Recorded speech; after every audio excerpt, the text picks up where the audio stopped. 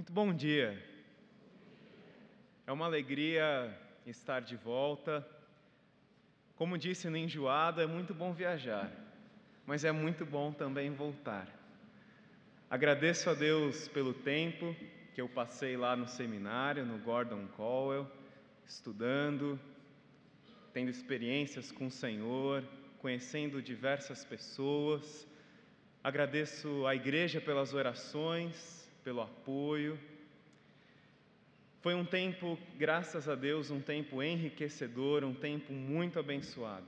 Trago ao pastor Hélio e aos irmãos inúmeros abraços de pastores e de irmãos batistas brasileiros e batistas americanos também da região da Grande Boston. Agradeço a Deus por esse tempo tão enriquecedor. O tema do nosso congresso enjoado foi livres. E é dentro desse tema, livres, que eu gostaria de pensar com os irmãos nessa manhã. Convido você, sentado como está, a abrir a sua Bíblia no Evangelho de Marcos, no capítulo 10. Leremos a partir do versículo de número 46. Vamos orar mais uma vez. Pai, nós te agradecemos por tudo aquilo que nós já cantamos, por tudo aquilo que nós já pudemos experimentar nesta manhã. E te pedimos para que teu Espírito possa falar aos nossos corações através da sua palavra. No nome de Jesus. Amém. Então chegaram a Jericó. Quando Jesus e seus discípulos, juntamente com uma grande multidão, estavam saindo da cidade, o filho de Timeu, Bartimeu, que era cego, estava sentado à beira do caminho pedindo esmolas. Quando ouviu que era Jesus de Nazaré, começou a gritar: Jesus, filho de Davi, tem misericórdia de mim. Muitos os repreendiam para que ficasse quieto, mas ele gritava ainda mais: Filho de Davi, tem misericórdia de mim. Jesus parou e disse: Chamem-no. E chamaram o cego. Ânimo, levante-se, ele o está chamando. Lançando sua capa para o lado, deu um salto, pôs-se em pé e dirigiu-se a Jesus. O que você quer que eu lhe faça? Perguntou-lhe Jesus. O cego respondeu: Mestre, eu quero ver. Vá, disse Jesus. A sua fé o curou. Imediatamente ele recuperou a visão e seguiu Jesus pelo caminho. A revista Veja, em agosto de 2009, publicou uma matéria de capa intitulada Profissão Mendigo. E a chamada da reportagem era a seguinte: conheça 7 pedintes que fazem da mendicância uma forma de vida, um emprego. As estatísticas são de que 4 em cada 10 paulistanos dão esmolas nos semáforos. E esses trocadinhos somados ao final do mês chegam a mais de 2 milhões de reais, que sustentam desde miseráveis necessitados a homens e mulheres que esbanjam saúde até falsos paraplégicos. E a reportagem, então, conta algumas das histórias desses pedintes. Um deles é um senhor de 70 anos, que vai caminhando para o seu trabalho, que vai caminhando para o seu ponto de trabalho na Vila Mariana e chega ali às 8 horas da manhã. Ao chegar, se senta numa cadeira de rodas e começa a pedir esmolas. No final do dia, a sua arrecadação dá aproximadamente R$80. Isso parando no almoço para dar uma descansada, uma relaxada, uma esticada nas pernas. Se ele trabalhar 25 dias no mês, descansando nos finais de semana, ele fatura R$2.000. Uma outra história é de uma senhora de 83 anos que pede esmolas numa rua em Pinheiros. No final do dia, ela recebe mais de 80 doações. E no final do seu expediente, ela passa no Pão de Açúcar, faz umas compras, vai a pé até o seu apartamento de 60 metros quadrados na Vila Madalena. Um outro diz o seguinte: eu consigo até R$100 por dia, mas tenho de estar na estica. Emprego, terno e gravata e cartão de apresentação, sem perder a pose. O imobiliário, consultor imobiliário de nome tal, concilia bem o expediente no escritório no Pacaembu com o que ele chama de mendicância chique.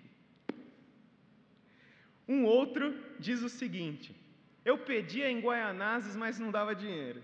Aí, ó, pessoal de Guaianazes, vocês não estão colaborando. Pedia em Guaianazes, mas não dava dinheiro. 46 anos, portador de paralisia infantil.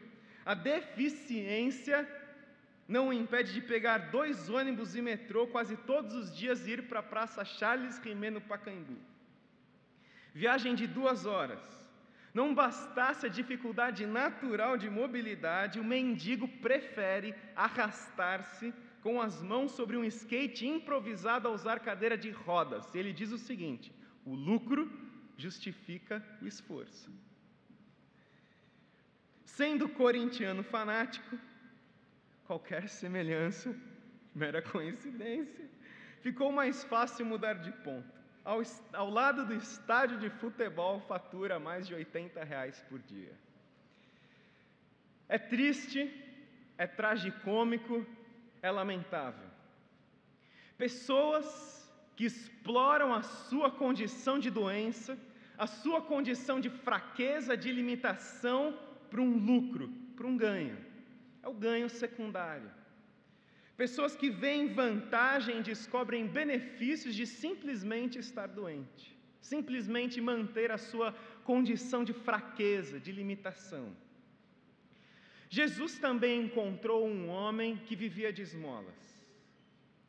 Quando Jesus e seus discípulos estavam saindo da cidade de Jericó, o filho de um homem chamado Timeu, Bartimeu, cego, estava à beira do caminho pedindo esmolas. Isso era muito comum nos dias de Jesus, por causa do grande número de enfermos, de lesões, defeitos de nascença e o alto índice de desemprego em Israel. Pessoas faziam da mendicância uma forma de viver, um emprego. Muitos ficavam nessa posição social até morrerem.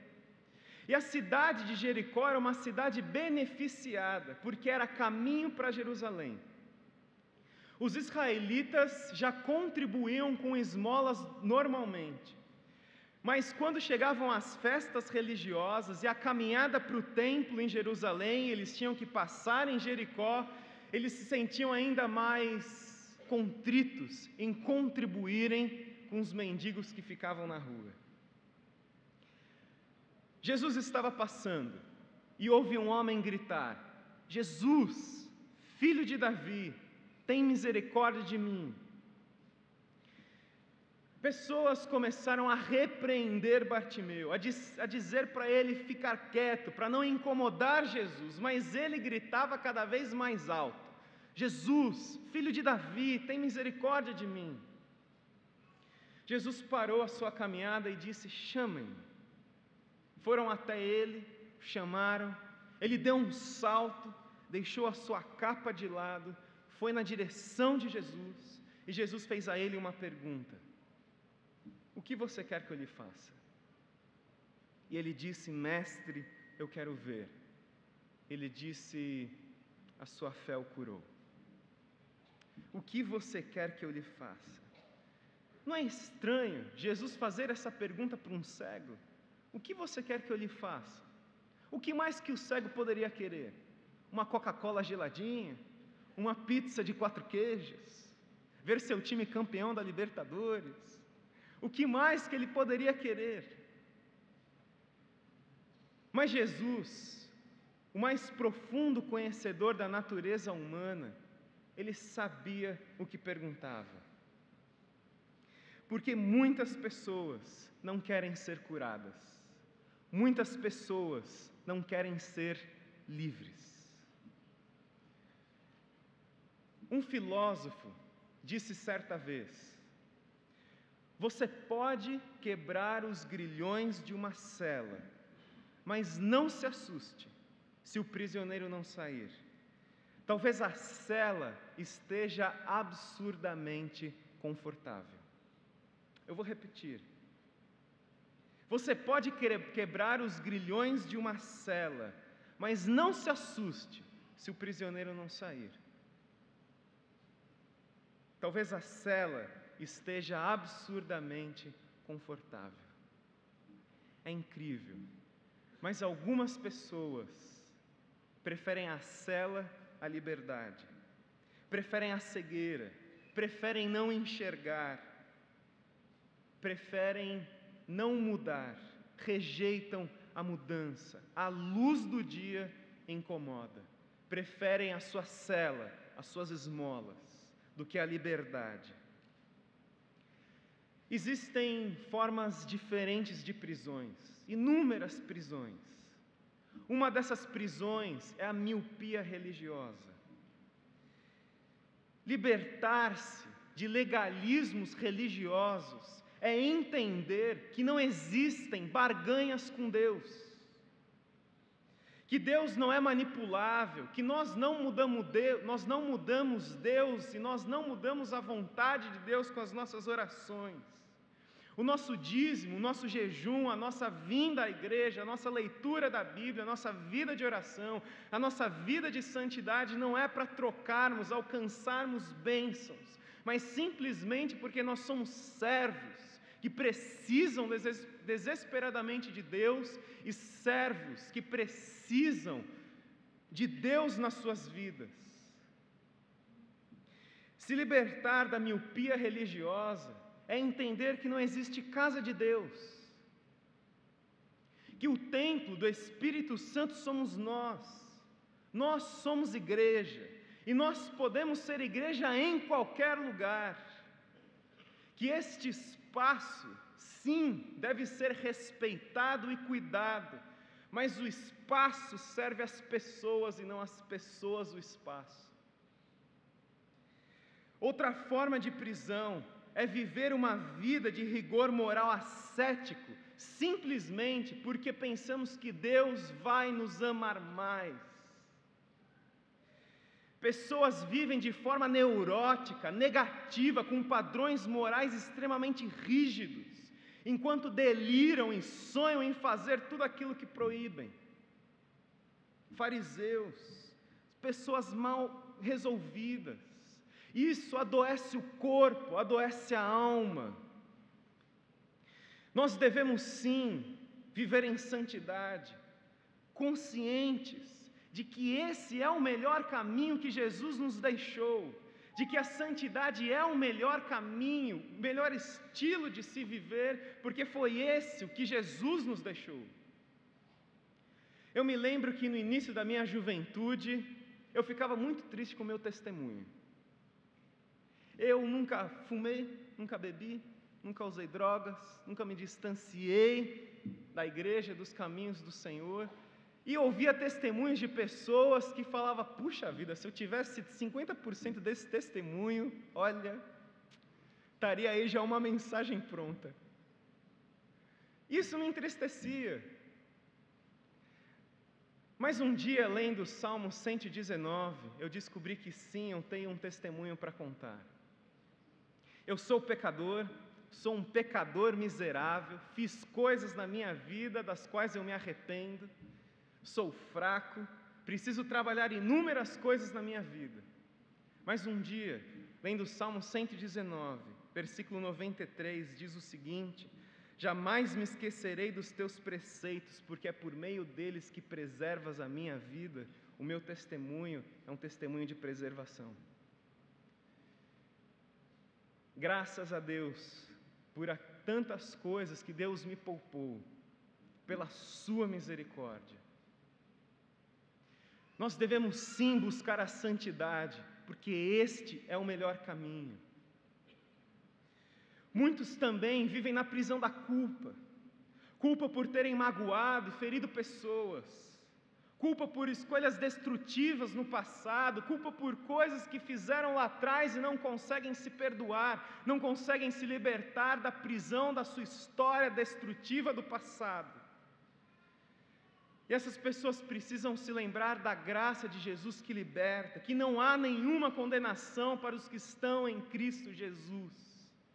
O medo aprisiona, a graça liberta. Existe também a prisão do normal, Pessoas que se acostumaram tanto com o estilo de vida que desagrada a Deus, que acham normal fazer aquilo que o mundo faz. E o normal do mundo está invadindo o normal da igreja, o normal das nossas vidas. Perdemos referenciais porque paramos de ler a Bíblia, paramos de orar, e achamos normal fazer tanta coisa que Deus olha e diz: não é normal. Jesus vem nos libertar dessas prisões. Se o Filho os libertar, verdadeiramente serão livres. E Bartimeu, ele recusou viver na sua cela, na cela em que jamais achou conforto. Bartimeu queria ser livre. E Bartimeu tinha algumas atitudes que nós precisamos ter, se quisermos deixar as nossas celas e viver a liberdade que há em Jesus. Essa primeira atitude de Bartimeu é esperança. É possível. Toda mudança se inicia com a esperança de que é possível. É possível um cenário diferente. É possível com Jesus uma vida melhor. Foi isso o que o cego viu.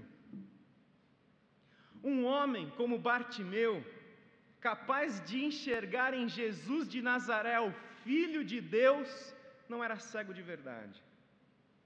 Ele não passou a enxergar apenas quando Jesus lhe abriu seus olhos físicos, porque a abertura dos seus olhos físicos apenas fez com que ele enxergasse o que há muito ele era capaz de ver.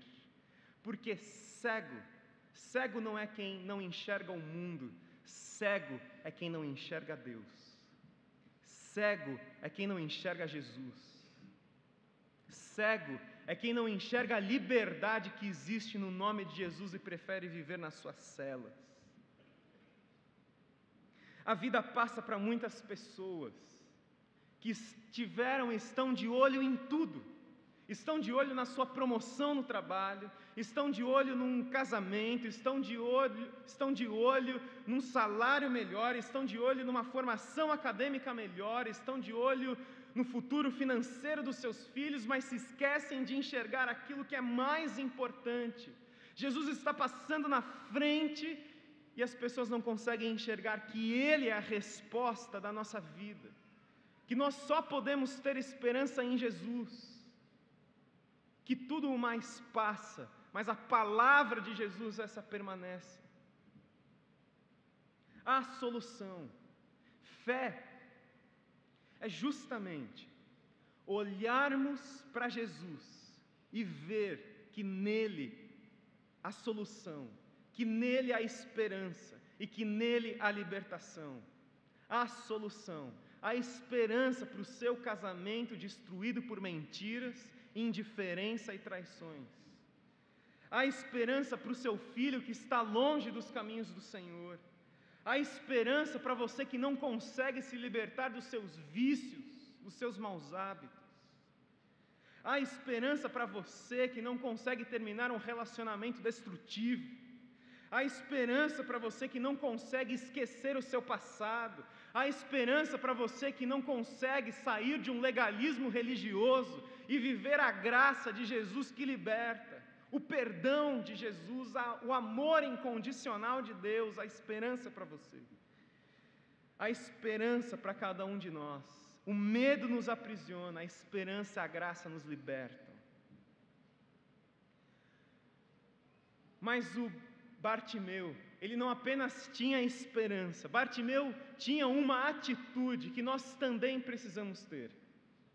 Bartimeu estava disposto a deixar a sua capa de lado. A sua capa de lado.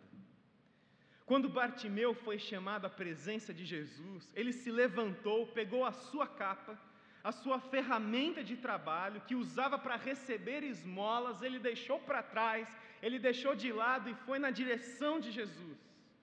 Bartimeu deixou tudo o que ele possuía, que aquela era a sua única coisa, a sua única capa, deixou para trás e foi ao encontro de Jesus.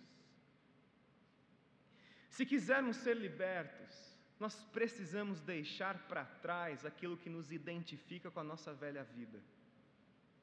Nós precisamos deixar para trás as nossas capas de justificativas, as nossas capas de racionalizações, de autocomiseração.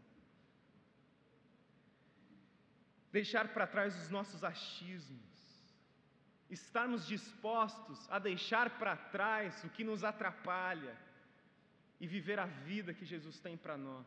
Deixar para trás o submundo das esmolas e viver o banquete espiritual que Jesus tem para as nossas vidas. Pessoas querem ser libertas, querem viver a vida que Jesus tem para elas, mas não estão dispostas a deixar a capa. Quantos jovens que eu não encontro, converso, que têm maus casamentos, que começam já brigando na lua de mel, sérios conflitos, sérias crises, porque no namoro não foram capazes de deixar coisas para trás, benefícios temporários do pecado. Quem semeia vento, colhe tempestade. Mas a graça de Jesus pode escrever uma nova história, pode nos libertar. Nós precisamos deixar aquilo que nos identifica com a nossa velha vida para trás e deixar tudo de lado para caminhar na direção de Jesus. Por último, Bartimeu tinha humildade. Bartimeu não apenas tinha esperança, a atitude de deixar para trás tudo aquilo que identificava-se com a sua velha vida, mas Bartimeu também tinha humildade. E nós precisamos dessa grande virtude de Bartimeu, a humildade. As ruas de Jericó estavam repletas de pessoas como Bartimeu, pessoas inválidas, paraplégicos, pessoas que eram consideradas pela sociedade como escória. Mas Bartimeu gritou: Jesus, filho de Davi, tem misericórdia de mim. E Bartimeu não apenas gritou 1, 2, 3 vezes, mas Bartimeu, mesmo com as pessoas dizendo para ele ficar quieto, Bartimeu gritava cada vez mais alto, porque ele sabia que ali em Jesus estava a solução para o seu problema. Bartimeu não se importou com o que as pessoas iriam pensar dele, se iriam parar de dar esmolas para ele depois de ele fazer esse papelão com Jesus. Bartimeu não estava preocupado com as pessoas. Bartimeu olhava para Jesus e via: ele é quem pode resolver o meu problema de verdade. E foi na direção de Jesus. Humildade é reconhecermos que nós não temos as soluções para os nossos problemas, que não temos todas as soluções para os nossos problemas, que nós precisamos de Deus e que nós precisamos uns dos outros. Jesus disse: bem-aventurado, ou mais felizes são os pobres e humildes de espírito, porque deles é o reino dos céus. Aqueles que olham para si mesmos e percebem: eu sou um miserável, miserável homem que eu sou. Mas olhando para a sua condição, olham para Jesus e veem em Jesus a resposta. Veem na vida com Jesus a resposta. Interessante que Jesus não colocou para Bartimeu a obrigação de segui-lo após ser curado. Mas foi o que Bartimeu fez. Após ser curado, Bartimeu seguiu Jesus, porque essa era a melhor forma para Bartimeu expressar a gratidão de ter sido curado. A gratidão é o tesouro dos humildes, pessoas gratas. Você já reparou nas nossas orações? Dizem que as nossas orações revelam aquilo que nós pensamos sobre Deus. O quanto nós não agradecemos.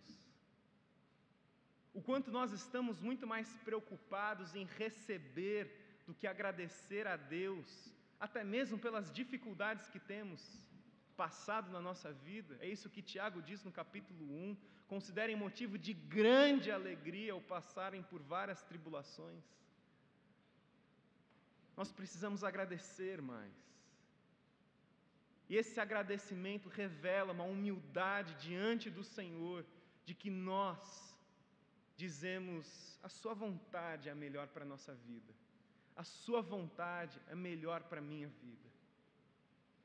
Esperança, atitude de deixar de lado o que nos identifica com a nossa velha vida, a nossa capa, e humildade. Essas foram as atitudes de Bartimeu. Relembrando, você pode libertar um prisioneiro de uma cela, mas não se assuste se o prisioneiro não sair. Talvez a cela esteja absurdamente confortável. Jesus faz a mesma pergunta para nós nesta manhã: o que você quer que eu lhe faça? O que será que de fato nós queremos? Será que nós queremos de verdade ser livres e viver todas as implicações de que a liberdade em Jesus envolve? Convido você a baixar sua cabeça e a fazermos um momento de oração.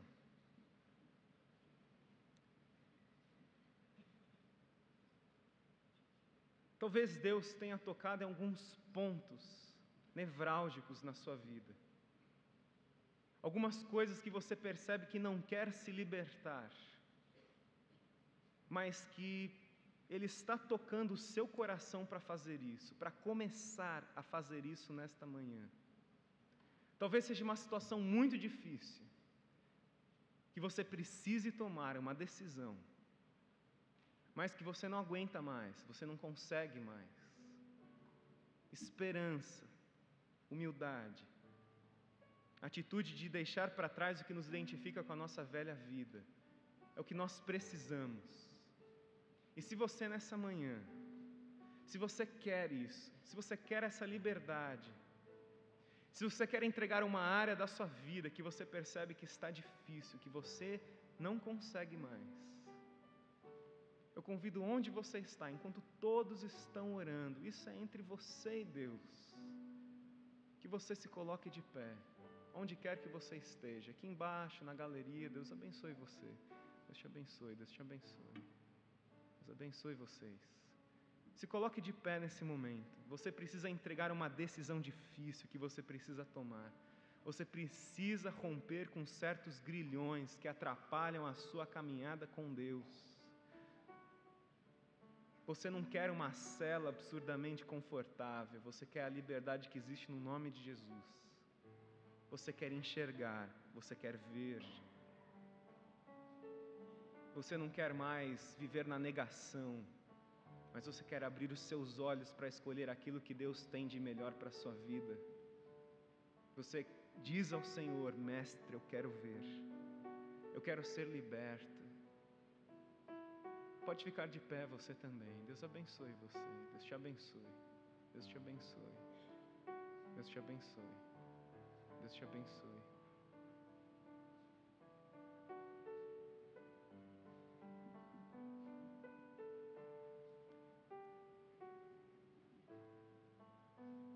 Filipenses disse uma frase: que não há nada que possamos fazer para Deus nos amar mais, e não há nada que possamos fazer para Deus nos amar menos, porque o amor de Jesus não muda por nós, é incondicional.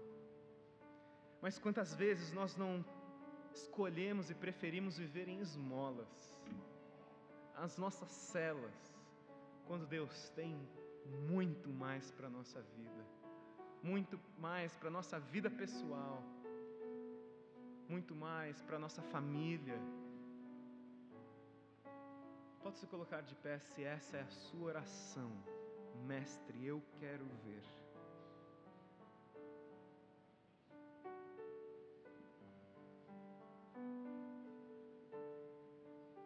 Quero convidar o pastor Hélio a orar nesse momento, por todos nós que estamos fazendo essa oração diante do Senhor. Decisões difíceis, mas crentes, mesmo que eu ande pelo vale da sombra da morte, não temerei mal algum, porque Tu estás comigo. Mestre, eu quero ver. Ó Deus e Pai, nós te agradecemos esses momentos de celebração de culto e a Tua mensagem que chegou aos nossos ouvidos e pela operação do Teu Espírito aos nossos corações. Obrigado, ó Deus, por todos nós que aqui estamos, que não estamos satisfeitos com a vida que estamos vivendo, que temos a consciência de que há mais para nós reservado, guardado em Cristo Jesus, que Ele veio para trazer vida e vida em abundância. Ele veio para nos tornar livres. Que a Tua graça opere na vida de cada pessoa que resolveu colocar a sua fé em Jesus em relação à sua vida como um todo e em relação a algum aspecto da sua vida. Que eles possam experimentar esta liberdade que há em Cristo Jesus. Que essa liberdade não vem do esforço que fazemos, mas de dependermos da Tua graça. Abençoa pastor Vitor, continua a abençoar sua vida e seu ministério. E mais uma vez, obrigado a Deus por esta semana tão abençoada na vida de nossa igreja e na vida de nossos adolescentes. Em nome de Jesus. Amém.